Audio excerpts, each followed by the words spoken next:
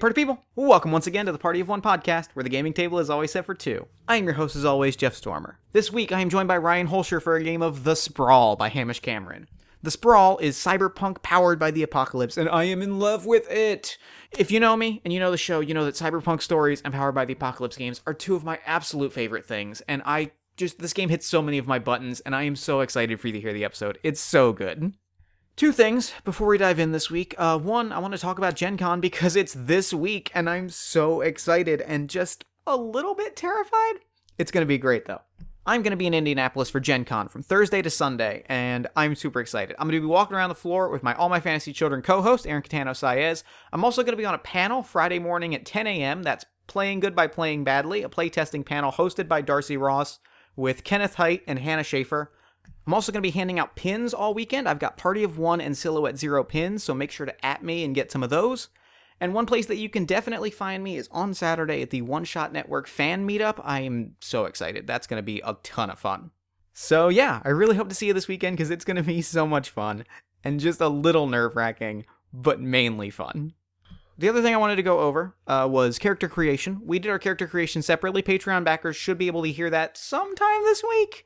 But the one thing I wanted to go over was megacorporations. Part of character creation in the Sprawl is creating a number of megacorporations, which basically rule over your players' lives. They are the driving, ruling factors of the city that the story takes place in. For us, that meant creating two megacorporations. One, Apex Entertainment, a multimedia conglomerate that creates TV, movies, video games, professional wrestling, and any other entertainment under the sun.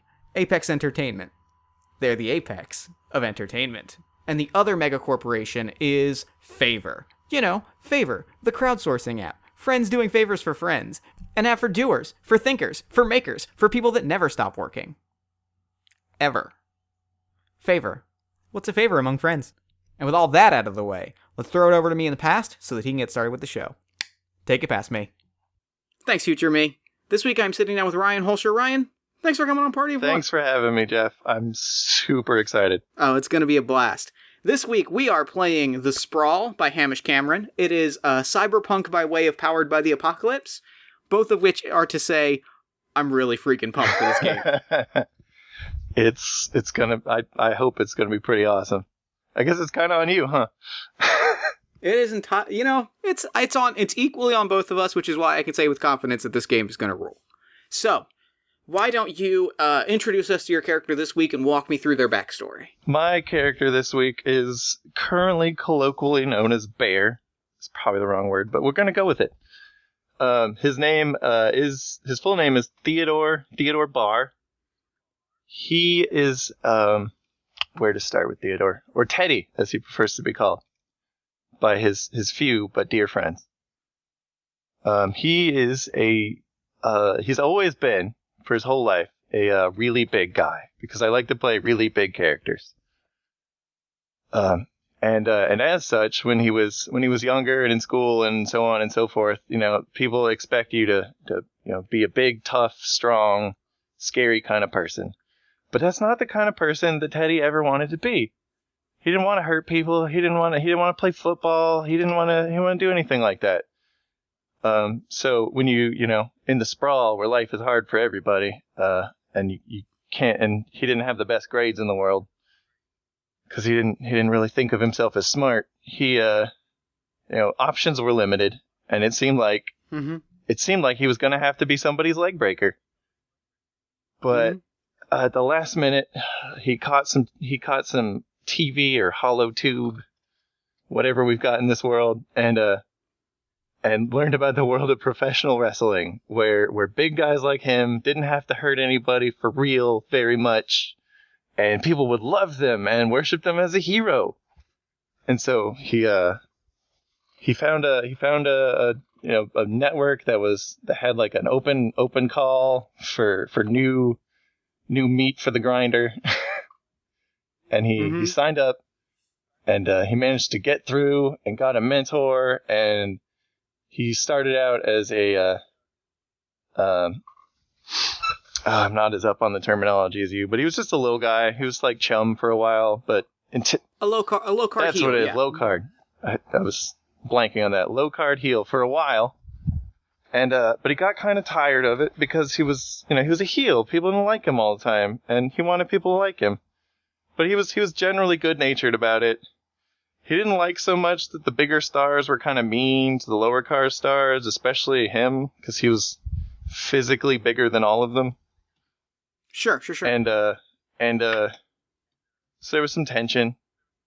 And eventually he got put in a slightly larger storyline. They were like trying to work with him a bit and be like, yeah, we've had this guy for a while. Let's turn, I'll just call him the Monster because I can't think of a better name right now. I was going to say the Ravaging Bear. The Ravaging Bear. There you go. The Ravaging Bear. Let's make him a thing. And so they put him in a plot line, and there was a horrible accident, and he got his arm, and there's some questions about whether or not it was a genuine accident or the face he was up against kind of did it on purpose. But either way, his arm was terribly damaged. He was going to be out, but they had deadlines to meet and things to shoot. So being the brilliant wrestling stable that they are, they got him a new robot arm and made it his new gimmick, and now he was the Cyber Bear. The Cyber Bear. And the Cyber Bear was coming for revenge. And the face that beat him the first time was going through a big arc as well. So they made it this big climactic fight. And that face was kind of a heel in the legit side of things. Mm-hmm. And he didn't like this up-and-comer, sharing his spotlight with him. Thought he should be dealing with some people even higher than him. So their big fight comes around, and this guy decides he's not pulling his punches as much as he should. And he's not being as careful as he should with his stunt work, and Teddy, or Bear, is actually getting kind of hurt. And it comes down to this, and he's upset, but he's trying to hide it, all for the fans, stick with the show. And this guy comes at him, and he realizes he's about to get seriously hurt by this guy if he doesn't do something. So he turns the move against the guy using just his straight up strength. And in a horrible accident, he throws him over the side, and he hits the steel stairs and breaks his neck, and he just killed a man. And that guy was slated to win. And the betting and the studio, just merchandising deals and everything, just lost a ton of money. And they were going to take it out of Bear one way or the other, so he had to go on the lam. And once you're a big guy that people knew killed a man, and that was his one shot to not hurt people, now he's out there. That's kind of the only kind of work he can get now, is hurting people on the down low as one of these. I was going to call him a runner, but I think that's a different game. So you've been living on the run for a while. You've been hurting people for money for a little while. Let's talk about your first job. We talked a little bit about it on the pre-recording, but let's talk about your first job.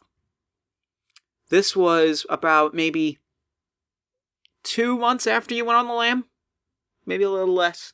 Yeah, that sounds right. You got word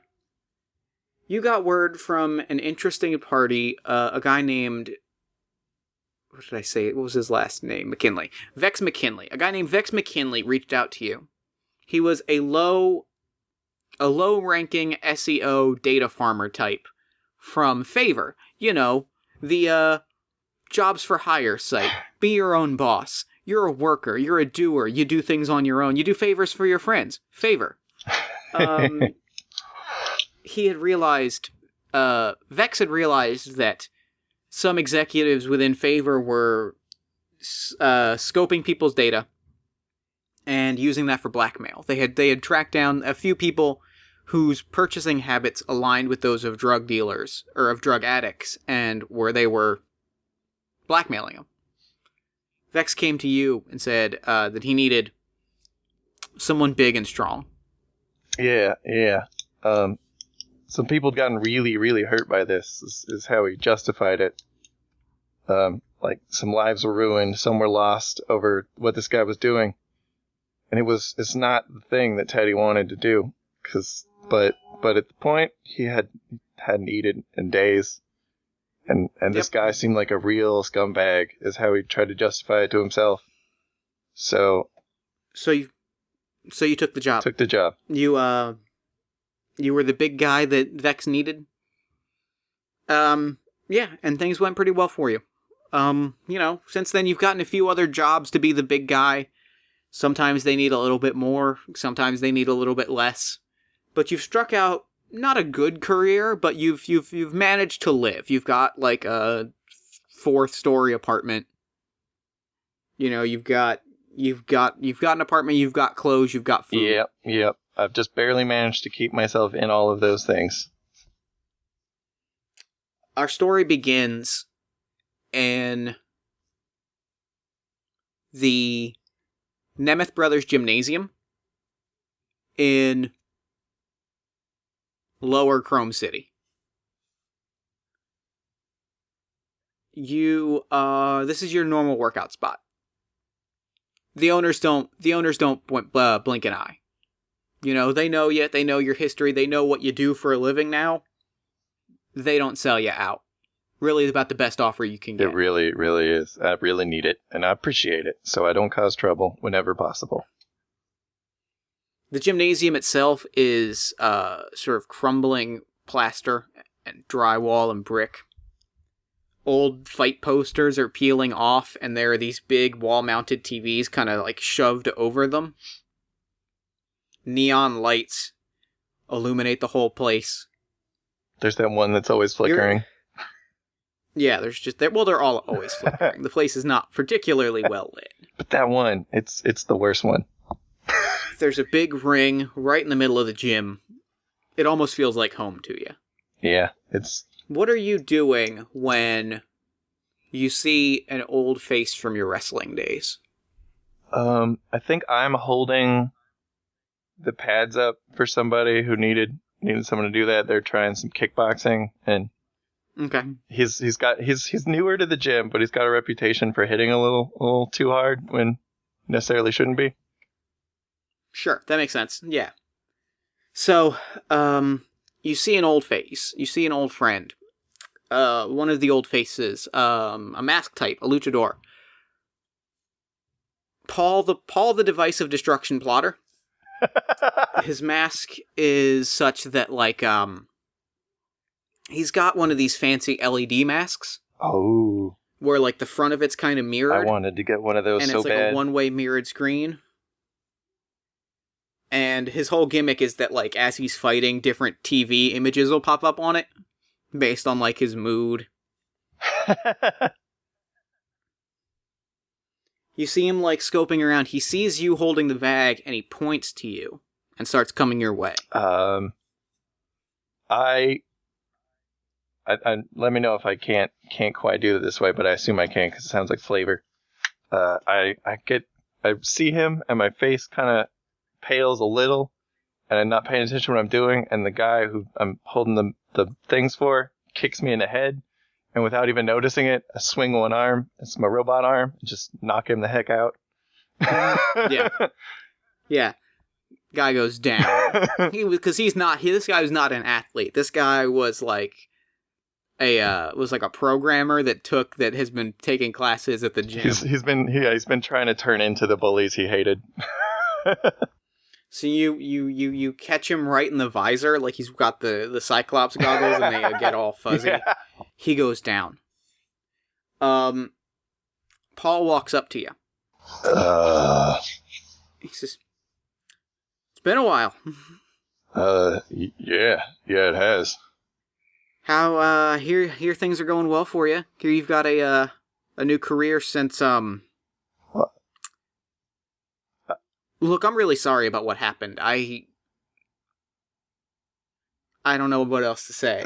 I mean, that's nice to hear. I wouldn't call what I do a career now, but I guess it's also nice to hear you're not gonna tell anybody where you found me. No, please, I'm not. The wrestling, the worker stuff is on the side now. Like, that's not even my any kind of the face on the face on the screen kind of changes to like the evil dog from The Simpsons where it does the shifty eyes back and forth. Yeah. It does that. It cuts to that, and he says, "It's not even really my main profession anymore." And that's when you see the telltale favor F badge that he's wearing. That they have their they call them do-gooders. That he's wearing on his chest. It's not even my main profession anymore. The worker stuff is on the side. My eyes just kind of widen at the badge, and I let go of the bag that I've been clinging onto for dear life this whole time. I kind of take a step back. You're not, look, I didn't, with favor, I didn't mean anything by it. We could probably work something out. Oh, you think... And the screen cuts to a studio audience. All of them are laughing and clapping. Oh, that's terrifying. Oh, you think... Oh my god. Oh, teddy bear, oh my god. I can't even. No, I'm here. No, look, the water under the bridge. I'm here to offer you a job. Oh. We, and the screen turns into the favor F, need a favor from you. I can use the work. And I guess I could use the good favor. He starts laughing, but the face on the screen is just like the most unamused face. Because he doesn't have full control over it. He gestures to some stools. They're not really chairs, they're stools. They're for like managers and coaches, but he gestures to them. Two of you head over and take a seat. Teddy looks at his for a minute and he's kind of nervous about it, but sits down and it kind of makes a groaning noise. And it's funny because it's like titanium steel. Yeah. So he leans in and he says, "So, again, I do want to emphasize, no hard feelings about what happened. This is not about that. That's real good. It was the guys that were doing that blackmailing, we found out they're gone. Those guys are taken care of. Oh, that's good. People got hurt. The problem, that's exactly it. We think more people might be in danger of getting hurt. Somebody is selling information to the highest bidder. We've seen a few packets of information that have definitely came from favor sources, and we know it's someone on the inside. We need that person taken care of." Teddy's over, but by the time I got to that part, he's already shaking his head. Not like refusal, just like, oh man. I didn't set out to, they're hurting people. It seems that way. I don't really like to do like what I know I do it, but it needs done, and I need to do something sometimes. Do you got any more information? For that, I'm going to need you to roll plus edge as you negotiate the terms of a job. 2d6, right? Yep. Okay, so roll edge to negotiate the terms of a job. 6 plus 1 is 7. Okay, you can choose one from the list below. The employer provides useful information. The employer provides useful assets. The job pays well. The meeting doesn't attract attention. And the employer is identifiable. Oh, wow, that's a real toss-up. Information is good, but not attracting attention is more good. let's go with the information. Okay. So you're going to take one intel.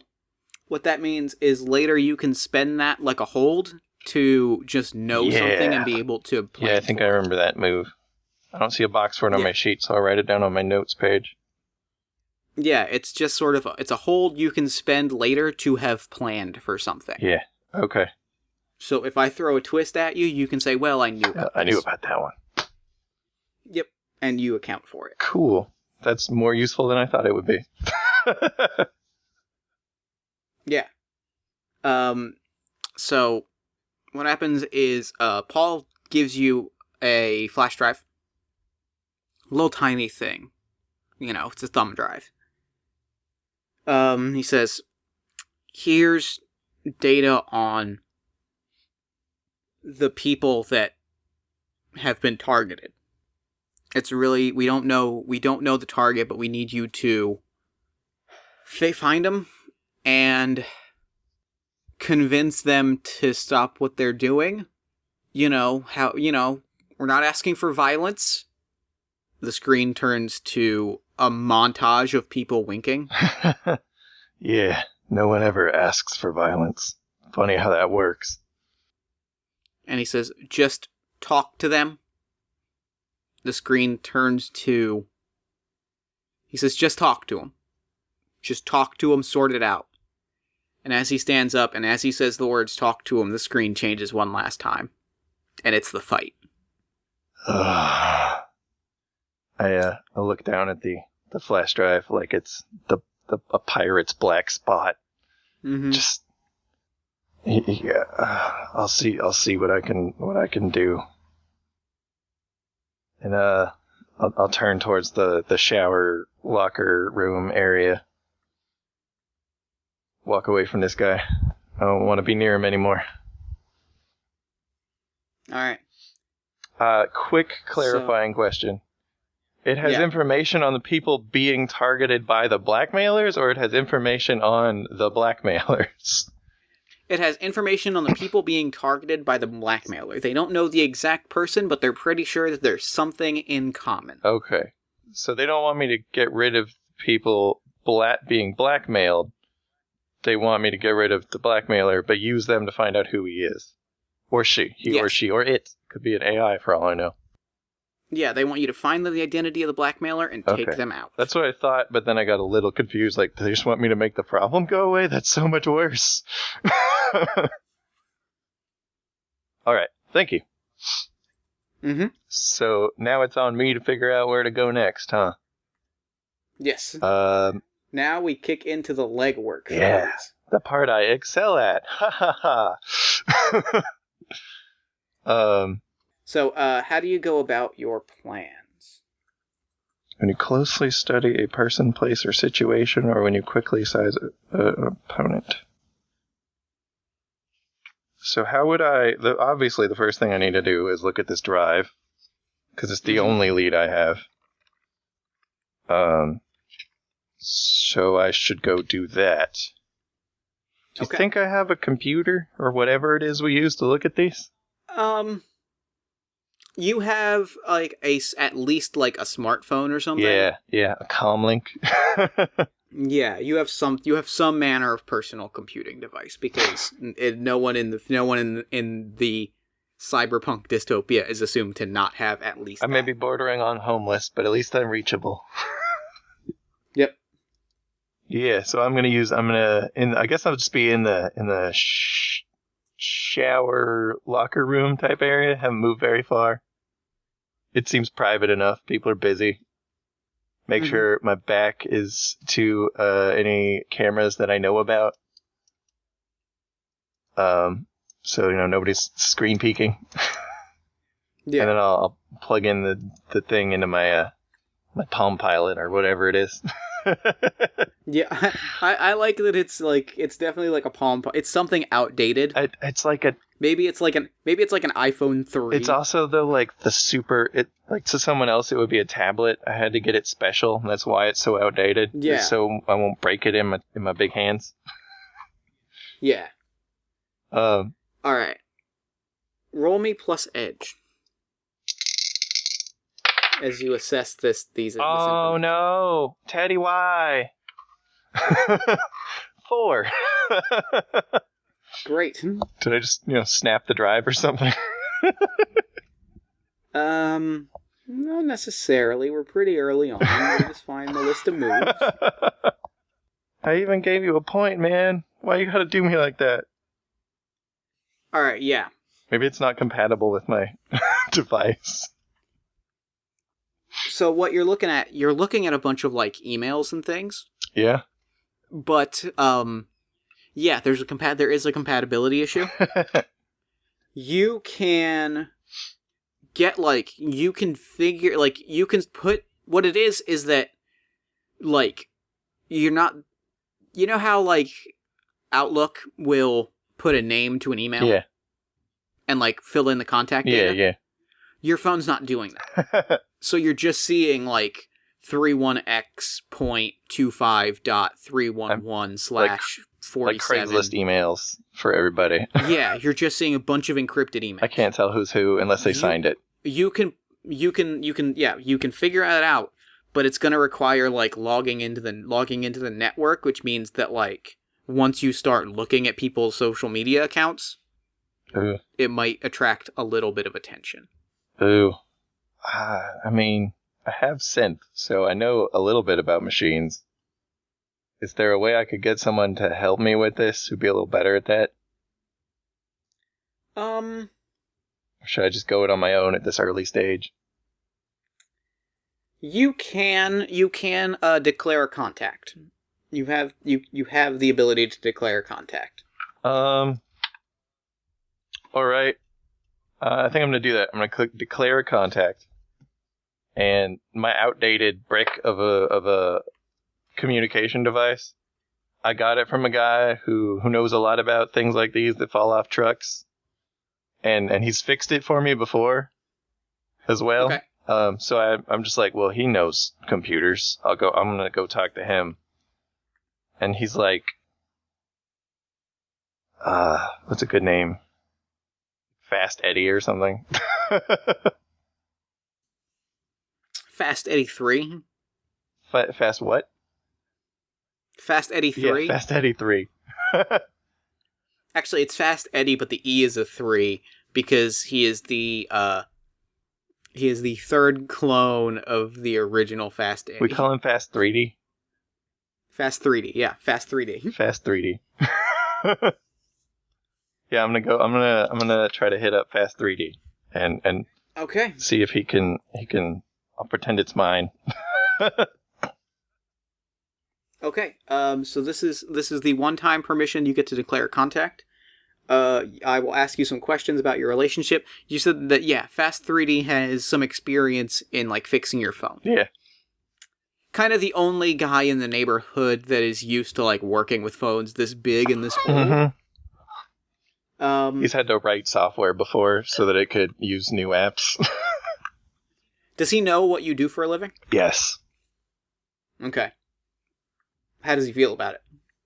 I feel like Fast 3D is fast with everything. So he's fast and loose with his morals, just like he is with his business deals. Okay. Yeah, okay. I think it's just that he doesn't ask. You bring him the drive. He, and within, like, 10 minutes, he's got it up and running. You know, there was a few software updates. It doesn't quite, like, look pretty. Yeah. But he's like, yeah, it'll, But I'm used to that. It'll run. Don't run any games in the background. Don't play Spotify, but, like, it'll run. Thanks, Eddie. Or 3D. Thanks, 3D. 3D. Come on now. Fast Eddie's my grandfather. I'm Fast 3D. Fast Eddie is my grandfather. Yeah, so you've got the information. Cool. But it still nonetheless took interfacing with people's social media accounts. Yeah. So you're looking through them. Yeah. Trying to, I guess, get names. Now that we've got social media involved, I can... What you see, ask me a question from the research list. Who or what are these people most... Oh, what is the relationship between blank and blank? We can go with the blackmailers. The blackmail... What is the relationship between the blackmailers and the blackmail? Yep, that's what I was thinking about. Yeah. Because I feel like asking what is the relationship between the contacts and each other is probably skipping a few steps. No, I think that's even better question, because like you're looking at it and it is all actors and actresses. Like, but not like prominent ones. Yeah, like I didn't see them on a cover of any newspaper. Yeah, sort of like bit part players, the kind of people that like, it's a lot of like, well, this person, you know, you recognize one of the faces as the guy that plays a lot of like mobsters. Yeah. But not like head mobsters, like the mobster that gets punched in the face. I might have worked with him one time in the background of one of those Wrestling Federation movies. Right, yeah, something like that. And there's an actress that is like a stunt actress. It's a lot of like stunt actors and actresses, a lot of stuff like that. So that's how what they all share in common. Yeah.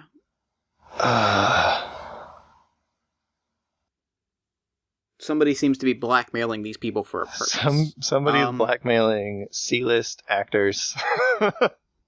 Or D-list at this point? E-list? C or D-list. There's a few C-listed, but they're like the people that you recognize, the guy that's like the mobster that gets punched in the face.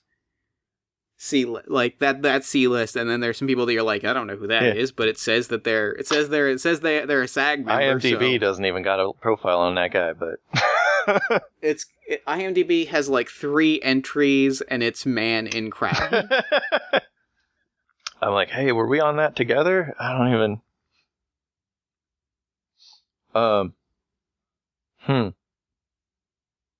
So somebody's blackmailing a bunch of actors. And yeah, somebody's blackmailing a bunch of actors. You can make me another research roll if you would like to like dig in a little deeper. I think I'm gonna have to. At this point, I know they're all actors, and it doesn't look like they have a movie together. You could also hit the street or like look through things. You know, it's really up to you. Actually, hang on.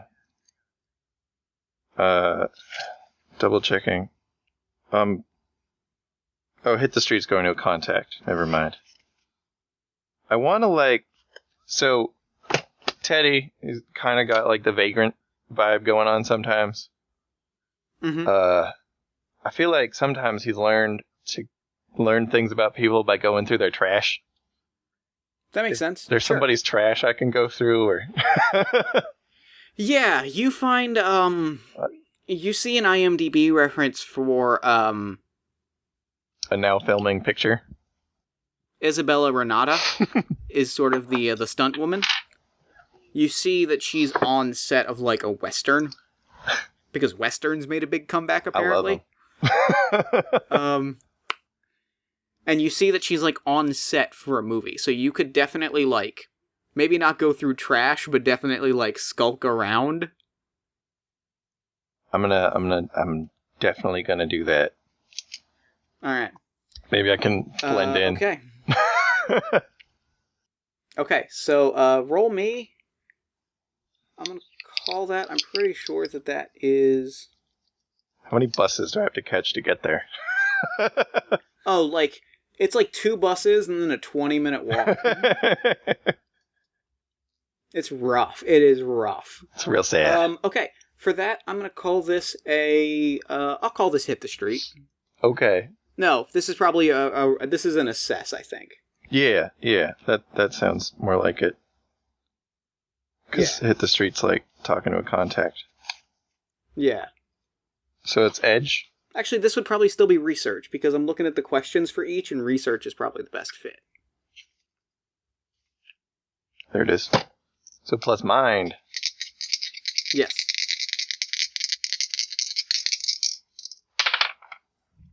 Woo! Alright, stop spinning any minute now. I got 10. All right. You get intel. You have two intel now that you can spend later. And I will answer your question and answer a follow-up question from the list as well. So give me a question from the research, and the question that I will give you is, who owned or employed Isabella? Okay. So, yeah. Definitely gonna ask that. And then... So ask one other question, yeah. Who or what is Isabella? No. She's being blackmailed, right? Yeah. Okay. Who or what is related to Isabella? So, who owned or employed her? You hear her... Actually, you are, like, stalking around craft services, and you hear her really angrily talking on a cell phone. Like, shoving a sandwich in my pocket? She's just ranting and ranting, going, This is bullshit. Look, I'm a stunt performer, but I'm not trained for that. Because it's a whole separate set of skills, god damn it. Yeah, I know that a lot of stunt performers get into the goddamn ring, but I'm not... Fine, I'll be there. And she hangs up. The word ring makes... The word ring makes Teddy nervous. Who or what is related?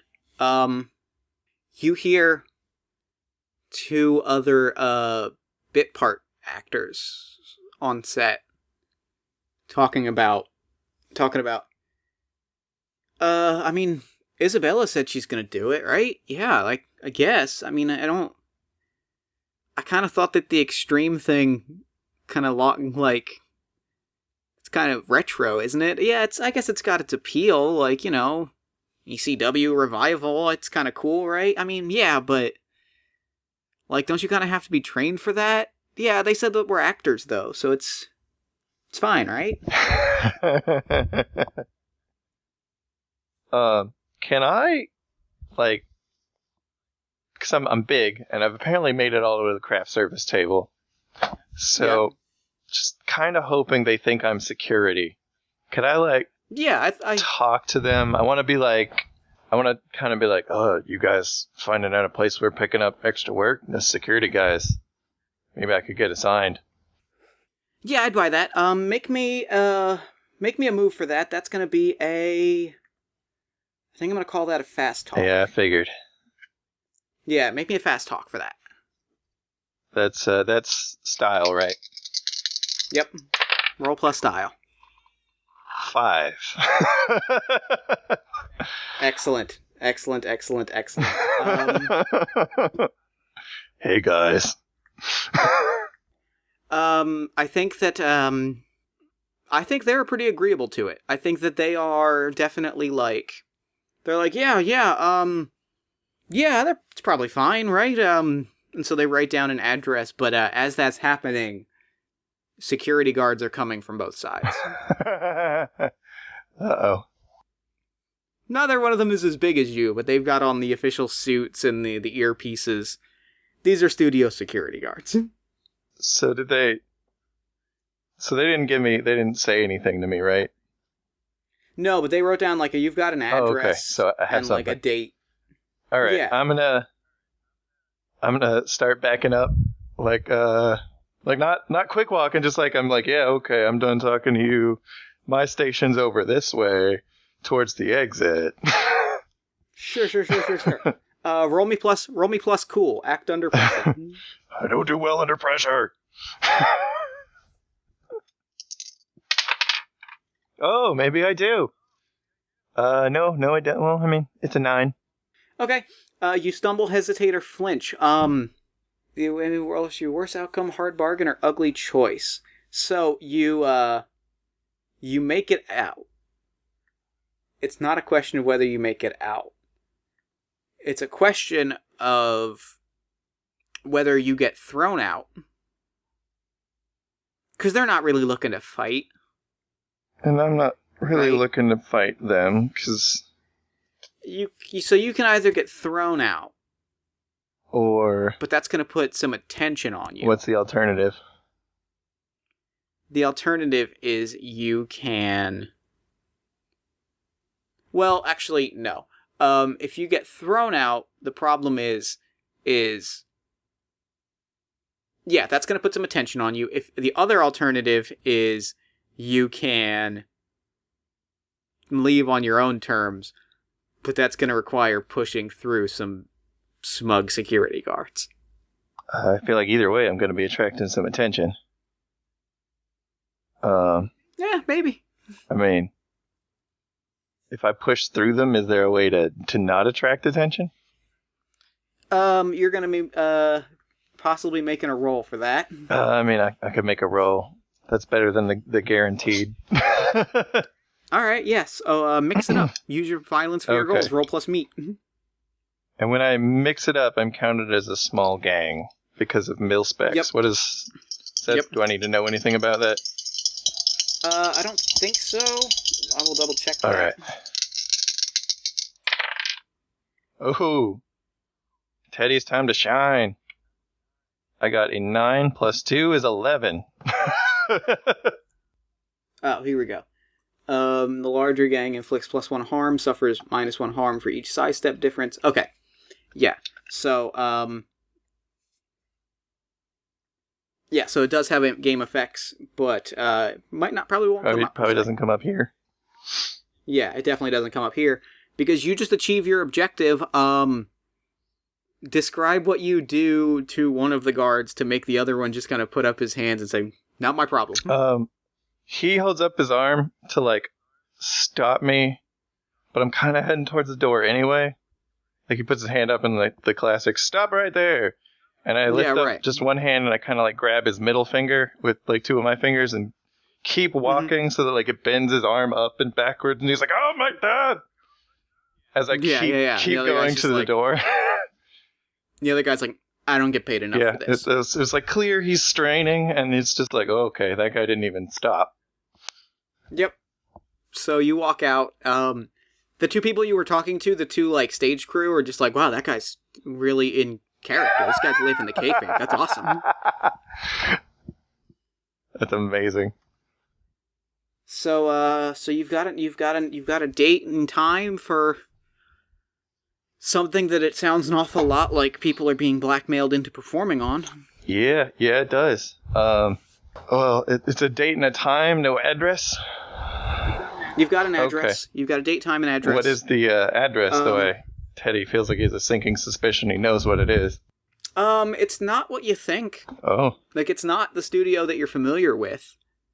It's an old armory by a junkyard. Like on the south side of town. I feel like I'm familiar with that junkyard. You probably are. You know the junkyard, you know the armory. It's different. It's a different venue, but, like, you're familiar enough with wrestling to know that, like, it's an armory. Yeah. It's a wrestling. Like, it's, you know that somebody's putting on a show, and frankly speaking, the world ain't that big. Yeah. Oh, I don't like this. So, because at this point in his life, Teddy no longer believes in coincidence. Can I call up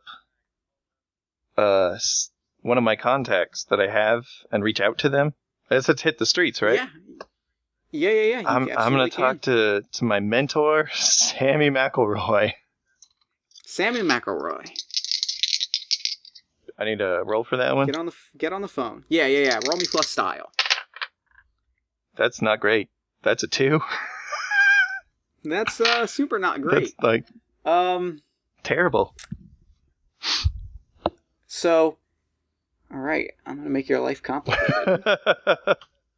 You get on the phone with Sammy, and He is old and tired. He's got that raspy voice, like he's been wrestling and like shouting for a long time. Yeah. And you ask him about the armory. You ask him about that date and time. And he just says to you, "Oh yeah, that place. Oh yeah, that place. No, don't go there." Well, I mean, It sounds like I kind of got it, Sammy. I don't want to tell you why, but... That's, you know what? I know you're gonna, but listen to me when I say don't. You know, consider maybe you just don't have to this time, Teddy. Consider maybe this time you just walk away. I mean, I'm in a bad spot, Sammy. I gotta eat. I mean, you're in a bad spot today, but you go there, who's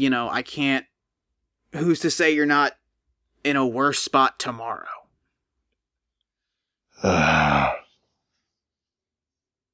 Look, I can hear from your voice that you've got some suspicions about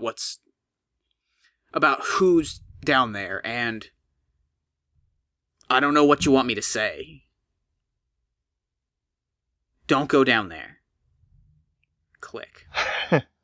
Before he hangs up, can I just be like, I take for a second, and then I go, Sammy, don't watch the news for the next couple days. I don't watch the news. Click. Alright. So I didn't get an information about a specific target still, but without knowing, I've pretty much confirmed at this point. Mm-hmm. I'm at least going up against somebody who wants me as dead as I need them. Yep. It's at this point where the human player says, Teddy, stop! No more! He's right! But then the game is over. Then the game is over, yeah. And then we go home. Yeah. All right, there we go. Teddy went on to live a happy life on the back streets of the Sprawl. Yep. All right, now that dream of an alternate universe is over. Yep. I think I'm going to have to go down there and scout it out myself. All right. Well, then it's time for the mission itself. I'm going to lay out the objectives. I don't even have a target. Oh, Teddy. Well, target one is when you find the leak, take XP. When you isolate the leak, take XP. When the leak is dead, take XP. And when you make it back alive, take XP. We're gonna set the bar a little lower than that. Those are the things you got to do to get experience, yep. Whether or not they work. I like that one of them is survive. Yeah. You can't get XP if you're dead. Yeah. Isolate the leak, huh? Isolate the leak. And it's a favor employee who's leaking. Like, I'm looking through their people, right? Yep. Okay. Yep. I'm gonna go. But this is definitely an Apex operation. Oh yeah. Clearly, somebody's holding somebody's hand. Mm-hmm. So you're headed down to the armory? Can I have a moment to swing by Leon's diner? Yeah, absolutely. I don't need anything. I want a role-playing moment. Yeah, absolutely. Leon's diner is on the outside. It just looks like a 70s diner. It's one of like the 4 diner configurations. On the inside, it is pale blue and white. Like, it's been all redone on the inside. All the menus are on iPads. Yeah. But everything is still, like, there's still food stuff everywhere, and, like, grease, and, like, burn marks. I'm gonna not go through the front door, because I don't do Leon like that. But I knock on the back alley door by the dumpster. The door opens up into the kitchen, which still looks like it's from the 70s. The kitchen has not been redone. Yeah, hey, Leon. Order waffles? I got you, buddy. It's all good. I mean, I appreciate it, but you got a napkin and a pen? I don't actually. I got napkins, but we don't do pens. Do I have a pen? Actually, let me see if we've got some for the bank receipts. But I think those might be digital. You probably have a pen on you. Right. Like, you probably have something. I sigh, shake my head, because I've been trying to teach him to be more analog. I mean, we paid for these iPads. We're going to use them, right? Like, look how easy the Square Reader is. I mean, we don't have headphone jacks anymore, so I kind of got to use a Yeah, man. connector cable. That's fair. It's good. It's a good process, Teddy. It's a good process. Fair enough. I'm not here to talk business, Leon. Jeez. I'm gonna write something down on this napkin, and I'm gonna hand it to him. And I'm just be like, I'll come get that in a couple days. If I don't, you go ahead and read it. All right. And thanks for the waffles, buddy. He's like, you're not gonna stay and eat? I'm taking them to go this time. I mean, all right. I mean, they're waffles. Yeah. I've learned how to eat waffles to go. All right. Yeah, that's all right. I'm gonna fold the waffle in half like a taco. And eat. All right. And eat. So you're eating your waffle. I'm gonna eat the waffle on the go and catch the buses over to the armory. You have to catch like two driver Chrome buses, and they're all graffitied up. It's sort of a shame, but like, you know, they're quicker than the actual bus, despite basically being a bus. And there's less. But they drive real recklessly. Like one of them swipes a car and just keeps driving. I like them because they got less people on them, so I can take up 2.5 seats without anyone complaining. But everybody on the bus is looking at you real funny. So we are in the mission phase, and we are gonna do the condensed mission version. I'm gonna ask you to roll plus edge to conduct an operation. Oh no! And then describe to me what your plan is when you get to the that die rolled out of my hand and shot across the room. So 8 plus edge is 9. Okay. Describe to me what your plan is when you get to the I'm going to get off my bus, and first I'm going to walk around the outside, kind of see what the security kind of looks like. If you've got any obvious holes, or people that would... The security's real loose. It is, it's a couple guys dressed not unlike you. They're sort of just hiring people. Big guys to stand around and, like, hold a nightstick. I'm going to take... Can I have a flashlight? Is that something I can have? Yeah, I think so. I'm going to cut through the junkyard, like, all right, with my flashlight, and just look like I've been just doing a round, make sure there's nobody in the junkyard, and walk into the main area and kind of get a look around. Yeah. Pretend I'm security, too. Because that worked so well for me last time. Yeah. Okay.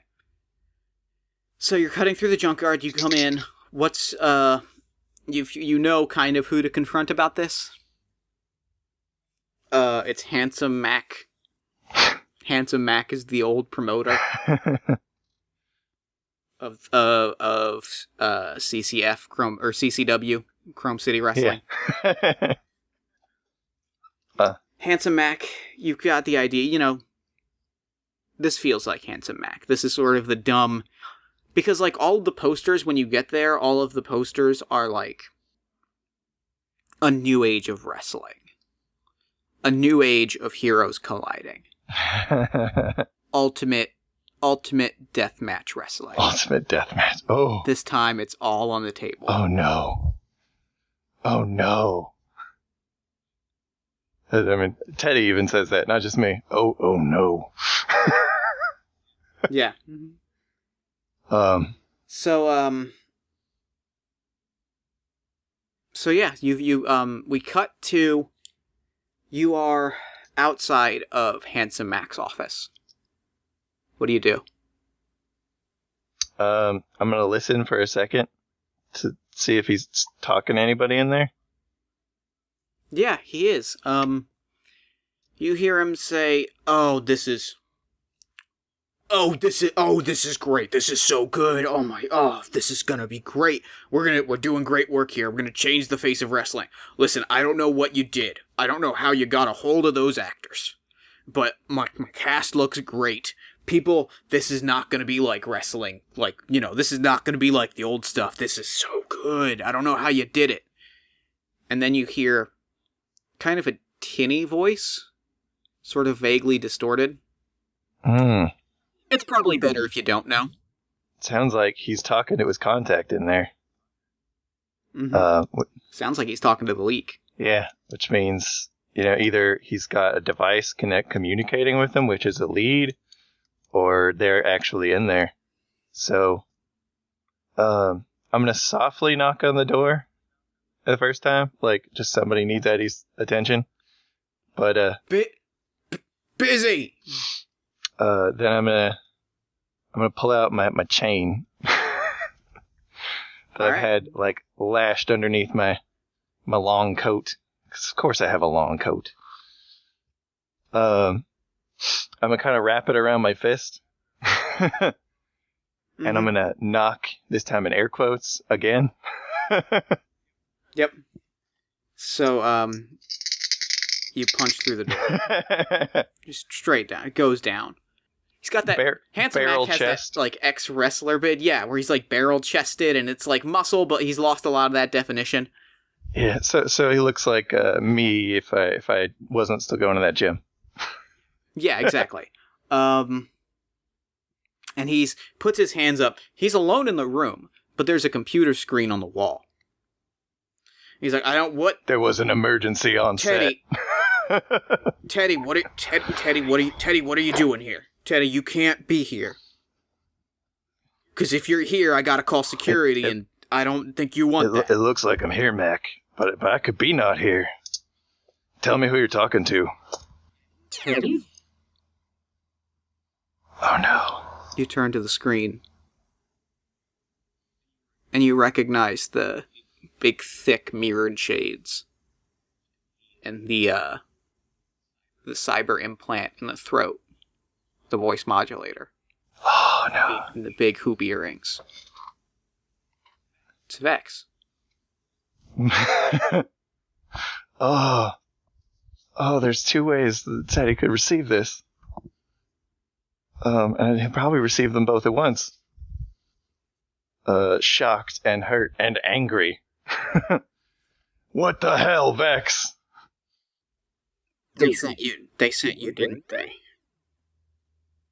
He puts a hand on his, like, the crook of his nose. All right, real quick question. Is he in the room or on a screen? No, he's on the screen. That's what I thought. He's on the screen. That's the complication. He's not there. I found the leak, but now I have to get out of here. You found the leak, but he's not dead. Yeah, and I gotta find out how to find him now. But also I'm furious. You might know. You might have intel on where he's at. Yeah, I could probably use my bond for that. Well, even more so than that, if you give me one of those intel, I am. Then you can just have that. Forgot about that. Your previous job. I have intel. I'm gonna use my intel. Yeah, so you know where he lives. I know. You've been to his apartment. And I just all right. What the Vex? Why are you behind this? You know. We don't hurt people, Vex. I'm not behind anything. I don't know what you're...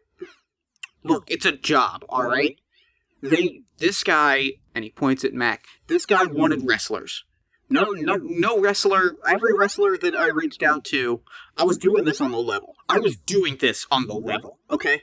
Every wrestler I reached out to wasn't going to do some stupid deathmatch promotion. It's a stupid deathmatch promotion, Mac. It's a good idea. It's going to change wrestling. It's a good idea. Can I just grab Mac by the throat? Yeah. I do that.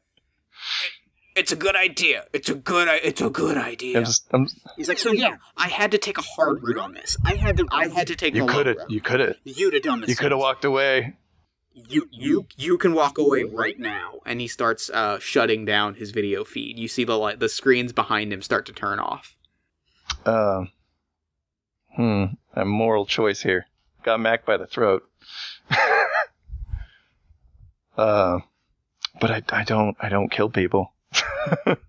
when I don't have to. You can take him out, but it's gonna advance the Apex and if I get rid of him, I'm gonna look at him like, you worked the people upstairs. You worked the people upstairs into a frenzy, haven't you? If I snapped your neck, there'd just be another one right here, wouldn't there? This train's already left the station. Show's happening in an hour. It's already booked. They don't even need me. I'm gonna slap him real hard across the face with my not robot hand. He goes down. He goes right down. And I'm gonna head out, and I'm going for... Oh, no, wait. Is there a way I could stop the show? I know that it would probably mean he'd get away. Play hardball. Roll plus edge. Will do. What happens if he doesn't? So then, let me ask you: What happens if he doesn't shut down the show right now? Well, like I didn't. At this point, I assume him stopping the show is out of his hands. I mean, like, is there something I could destroy or do so that the show will not happen? Actually, I know it will let... It's actually exactly the opposite. Nothing you could do to the set's going to change the show. The only person that can stop it is him. Okay. Then yeah, I'm gonna... So you're threatening violence, and you intend to follow through with it. Yeah. So roll me plus edge. So tell me, what do you do if he doesn't stop the show right now? I pick him up, and we're at his office, right? We're in the armory building. Yep. Is it more than a story up? Or yeah, it's like the second floor. Does it have a window? Yeah, it's got a window. I'm gonna hold him up, and I'm gonna look at him and go, Mac, that's not stunt glass. You're going through it. If people are gonna die tonight, you're dying first. All right, yeah. Roll me that plus edge. Oh no, Teddy, you have anger issues clearly. Oh no, never mind. I don't know how to math. 9. All right. I get to choose one. You attempt to remove you as a threat. They do it, but want payback. Okay. Yeah. I'm gonna advance the mission clock to 18 o'clock. He does it. He calls off the show, but you've eaten up a little bit of time. Oh yeah. But I stop people from dying. Yep. But you've still got to get to. You've got to get to and take out. So the fastest bus isn't going to get me there in time. Clearly. Nope. Is there? There are cars, right? There are cars. I mean, should I try to take somebody and make them drive me, or should I? You can, if you spend 2 cred, you can get a driver. I will do that. Okay. So you get a driver, they show up. I Ubered. Driver being the world's hottest rideshare. Naturally. Yeah, drivered. So you get a driver, they take you right to the apartment, and as you're there, Vex is getting into his car. He's got it loaded up. He's putting his computer stuff in the car. Can I put my fist through the hood of his car? Mix it up. All right. Roll me plus meat. My robotic cyber arm. Oh, thank you. I rolled an 11 plus, so 13. Okay, yeah, you put your cyber arm right through the hood. That car's not going anywhere. Vex tries to wave down the driver, but the driver's already gone. Yeah, he is. Vex backs into an alley and says, "We don't have to do this. Look, I'll go underground. They'll think I'm dead. It'll be great." But right now, you've got them isolated. You've got him isolated. So at this point, that's 2 XP. Teddy's kind of shaken with anger. I'm looming over him. I didn't kill anybody on purpose before you. You said they were hurting people. He smiles. I say a lot of things. Punch him in the face. All right, mix it up. Roll me plus meat.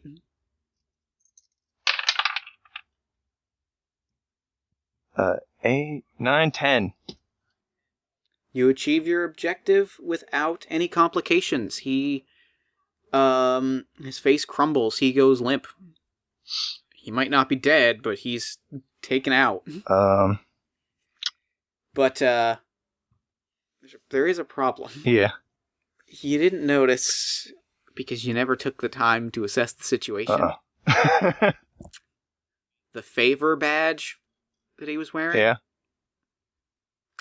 It's now it's blinking. The white on the background is starting to blink red. You turn around, there's a car with about 4 guys in suits. A small gang's worth. all drawn out silenced pistols. I'm gonna turn around and I'm gonna pull out my chain again. Mm-hmm. And shake my head. I knew it wasn't over. Roll mix it up. Your chain is big and dangerous, so like you're able to just start like you're swinging it, and even as they're taking shots at you, you're like crushing the pistols. So now it's just like a big brawl of a street fight. Yeah. Some guy gets thrown through the car. What am I rolling? Absolutely. Plus meat. Mix it up. All right. Oh no. Do I get any modifiers to that? Or is it just plus meat for the? No, because the rest is damage, isn't it? Yeah. Let me double check your cyber arm. Because it gives me +2 harm when using a melee weapon that relies on physical strength. So no modifiers. Yeah. Because that's if you succeed. Yeah. It's all on damage and nothing on accuracy. Why'd you do that, buddy? Well, I rolled a 5, 6. Oh, so I guess that's a 7. Okay. So you take. So you deal harm. Figure out how much harm you deal. Okay. They crumble. They crumble no matter what. You take them out. The weapon is 1 damage, +1 for big and dangerous, +1 for weighted, and then +2 harm for being. They crumble. You crush their skulls. These guys are dead. But you've taken a beating. One of them pulled out a retractable club and caught you in the knee. Yeah. A couple others just started wailing on your face, and it's all smashed up now. Probably. Somebody grabbed a trash can and just put it over your head.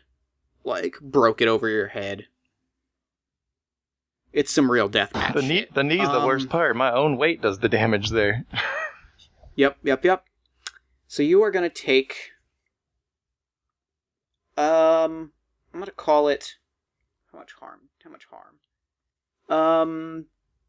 2 harm, minus your armor, and then roll your harm move. And I didn't buy any armor things, so that means nothing. So 2 harm. So roll harm +2. 9. I assume that's the one I want to roll low on.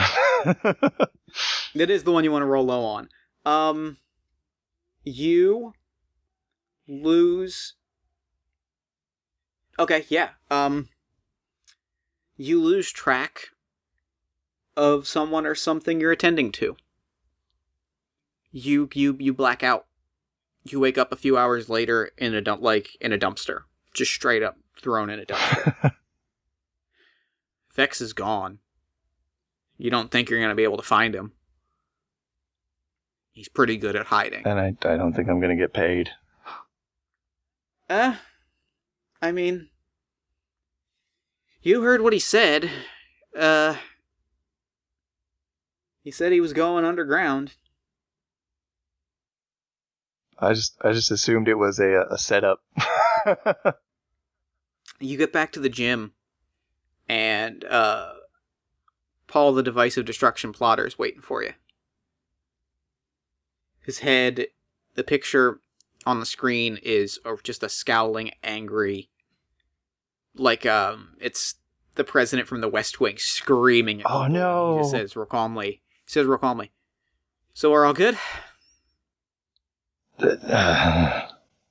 Roll and add the number of unfilled segments on the legwork clock. The legwork clock was at 2200, so 2. Roll plus 2.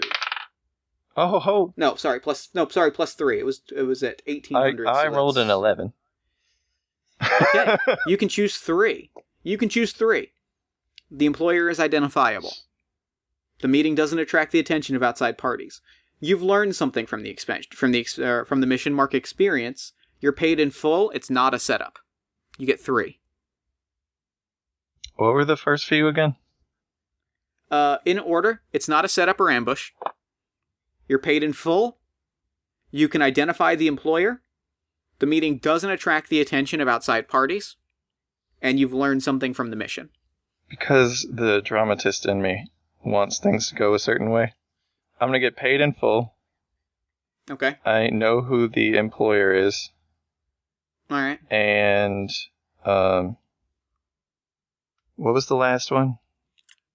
You gain experience. I'll take that one. Great. Perfect. All 3 of those leave me to get set up, beat up, and all kinds of fun things. Yes. So, what happens is you tell him what happened. You explain to him that he got taken out. He might not be dead, but he's out of the picture. Smiley face emoji pops up on screen. He says, "Great. Money's in your account. You're set for a couple months. Favor appreciates the work that you did for us." And he walks out. Your phone buzzes. You get a notice, and it just says from Vex. But it's just a news article. Oh no. It says, favor do-gooder, Paul Plotter, fired amidst corruption scandal. From 2 weeks ago. Oh no. So you don't know who he was working for, but it wasn't Favor. You hear cars outside. They're shouting and a variety of raucous noises. This feels like the end of Red Dead Redemption. You don't, you recognize the voices. These aren't from Favor. These aren't from Apex. Honestly, this probably doesn't have anything. You actually, you hear Paul start to say something like friendly, like, "Oh, hey!" And then thud, thud, crunch, crunch, thud, thud. Silence. And then the doors kick open. And that's game. Oh, that was beautiful. I want to play again so bad. That was a good game. Oh, that was amazing. That was really also, good. I love this game. This game is really good. I love the ways that it is designed. It speeds up the process, so you can go at different speeds depending. It's really good. It's a really cool game. It's Ryan, thank you. Oh, sorry. Go ahead. I was gonna say it's like all the Cyberpunk games I wanted to play before, but without 4 hours of prep for a single character creation, let alone a mission. Well, and then when everything goes wrong, I can roll with it without having to throw out hours of prep work. It's really good. It's super cool. It's great. Ryan, thank you for coming on Party of One. Oh, thank you. Thank you so much for having me. So, real quick, where can people find you online? At Trouble Puka on Twitter. Usually anywhere stalking podcasters that I tend to listen to. And audio dramas. All right. Well, we are going to throw it over to me in the future so that he can wrap up with the show. Do you mind? Please. Take it, future Jeff. Thanks, Past Ryan. And thanks again for coming on the show. That was so much fun. Now, Ryan asked me to plug something on his behalf, and I was happy to do it because it is a really special project.